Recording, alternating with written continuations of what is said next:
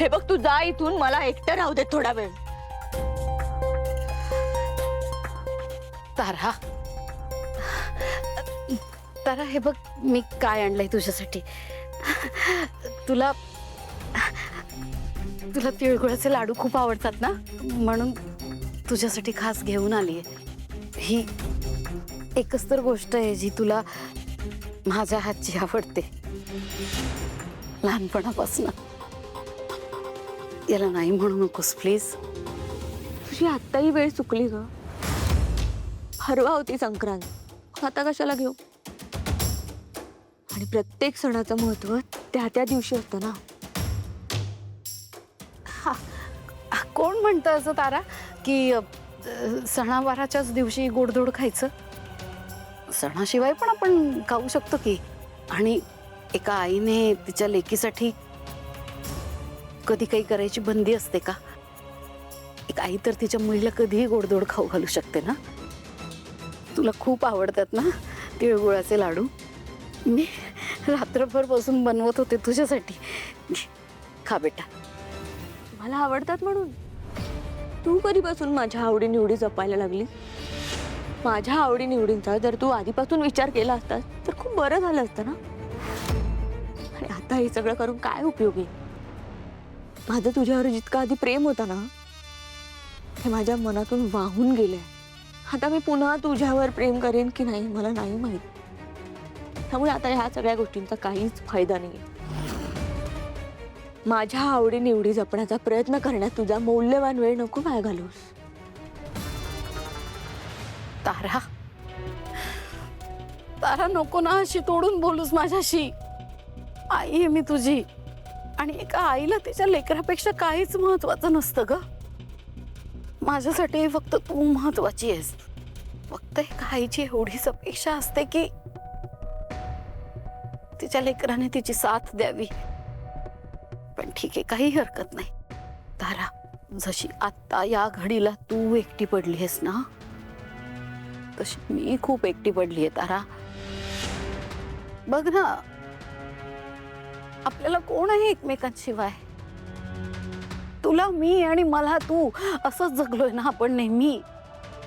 तुझ्याशिवाय आपलं घर घर नाहीये. ते घर मला खायला उठतं तारा तुझ्याशिवाय. असं मन लागत नाही. भूतासारखी एकटीच मी घरात फिरत असते. तुझी खूप आठवण येते तारा. बेटा चल ना आपल्या घरी, प्लीज आपल्या घरी चल. नाही, हे बघ आतापर्यंत ना तुला वाटत होतं म्हणूनच सगळं करत आले. तुझी इच्छा, तुझी स्वप्न तू कायम लादलीस माझ्यावर. तुला वाटत होतं म्हणून मी गाणं म्हणायचं. तुला वाटलं म्हणून मी दुसरं कशातही करिअर नाही करायचं. तुला वाटलं म्हणून मी बाबांसोबत नाही राहायचं. तुला वाटत होतं म्हणून मी सोहमशी लग्न नाही करायचं. आणि आत्ताही तुला वाटतंय म्हणून मी तुझ्यासोबत घरी यायचं. यात फक्त तुझं वाटणं आहे, तुझी इच्छा आहे. अजूनही माझ्या इच्छेचं काहीच नाही. माझं माझं असं काहीच नाही. आल्यापासून तू फक्त तुझंच रडगाणं गातेस ग. इतक्या दिवसांनी तुम्हाला भेटायला आलीयस. मला प्रेमाने जवळ घेऊन एकदा तरी विचारलंस का की तारा तू कशी आहेस? तुला कसं वाटतंय? तुला काय वाटतंय? सोड ना, मी पण कोणाकडून अपेक्षा ठेवते? तू आयुष्यात माझा कधीच विचार केला नाही. आता तरी कसा करशील ग? आणि आता तर मला खात्री पटलीये की तू कधीच बदलणार नाहीये. तू अशीच राहणार आहेस कायम. कोणाच्या मनाचा विचार न करणारी अशीच राहणार आहेस मम्मा. खरं बोलतीये तारा.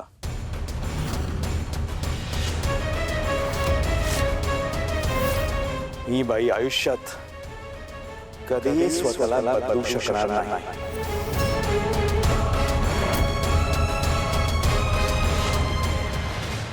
सोहम, हे एवढं झालं म्हणजे प्लॅन फिसकटला म्हणायचा. हो ना दादा. दादा तुला खरं सांगू का, मला ना एक मिनिट पण ताराशिवाय करमत नाही रे. म्हणजे रूम मध्ये जातो ना तेव्हा पण सारखी तिचीच आठवण येते. म्हणून मी हल्ली रूम मध्ये जातच नाही, असंच बाहेर फिरतो. मी समजू शकतो, पण सोहम बघ ना, तारा घरात नाहीये, तिची तुला सारखी आठवण येते. पण माझं तसं नाहीये. ऐश्वर्या या घरात नाहीये याचा काही फरकच नाही पडत मला, आणि मला त्रासही नाही होत आहे. पण नील दादा, ऐश्वर्या वहिनी का आणि कुठे गेलीये हे घरात कोणालाच माहित नाहीये. मला काय वाटतं माहितीये का सोम, ऐश्वर्याने खूप मोठे उद्योग करून ठेवले असणार, इतका मोठा की ती या घरात पुन्हा पाऊलही टाकू शकत नाही. अरे नील दादा, तू स्वतःच्या बायकोविषयी एवढा कोरडा कसा काय असू शकतोस? अरे कारण ती आहेच तशी. तिने काय काय केलं तुला माहिती आहे ना. मध्ये चांगली वागत होते, म्हणजे चांगला वागायचा प्रयत्न करत होते. तुला एक खरं सांगू का, मी तिच्या वागण्याला कंटाळून इथून निघून गेलो होतो. परत यायची इच्छाच नव्हती माझी. पण ती एकटी पडेल ना म्हणून मी परत आलो. आणि शेवटी काय झालं, तीच निघून गेली ना. नील दादा, म्हणजे एवढं सगळं होऊन सुद्धा तू अजूनही ऐश्वर्या वहिनीचाच विचार करतोस? सोहम, बायको आहे माझी ती, विचार तर येणारच ना मनात. कुठे असेल, काय करत असेल, देवाला माहिती.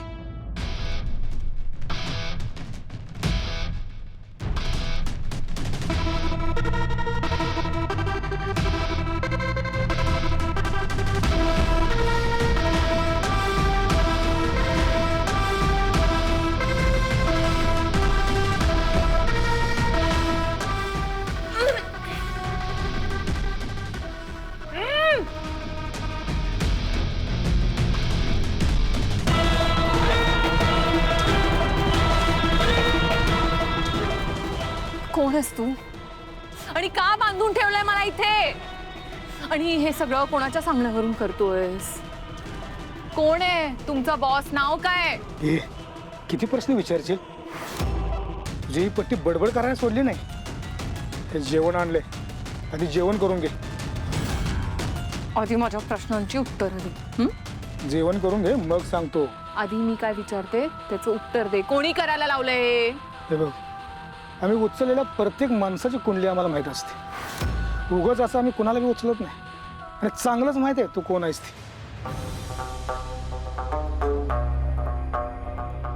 ठीक आहे, आता मी तुला एक डील देते. तुला मला पकडण्यासाठी जेनी कोणी सांगितलंय आणि जेवढी रक्कम दिली ना त्याच्या डबल रक्कम मी तुला देईन. पण मला सोड, मला जाऊ दे इथून. सेम टू सेम असंच सांगितलं होतं. अगदी बरोबर बोलले ते. कोणी केलंय हे? सावलीने की सारंगने की आणखी कोणी? हे डोकं फिरवू नकोस, जीवन घे आधी. तुला ओरडायला ताकद नको अंगात. नाही नाही नाही, सावली सारंग असं नाही करणार. कितीही झालं तरी एवढं टोकाचं पाऊल उचलणाऱ्यातले नाही आहेत ते. मग कोण असेल? मला तर राहून राहून फक्त एकच नाव डोक्यात येतं, ते म्हणजे जगन्नाथ. त्याने तर मला किडनॅप करून आणलं नसेल ना? हे बघ, आमच्याकडे काही अपेक्षा ठेवू नकोस. आम्ही तुला काहीही सांगणार नाहीये. तू तुझा अंदाज लावत बस, तेवढीच आम्हाला शांतता मिळेल. ठीक आहे, नाव नको सांगूस, पण मला इथे ठेवून कोणाला आनंद होतोय हे तरी सांग. काय कारण आहे मला इथे ठेवण्याचं? हा, हे आम्ही सांगू शकतो. मग बोल ना, पुढे बोल. तुला आता जसं पकडलंय तसं तू बी कोणाला तर पकडलं होतंस ना ग? सुपारी दिली होतीस ना त्या व्यक्तीची? एक मिनिट, मी हे असं सगळं आधी केलंय हे तुला कसं कळलं?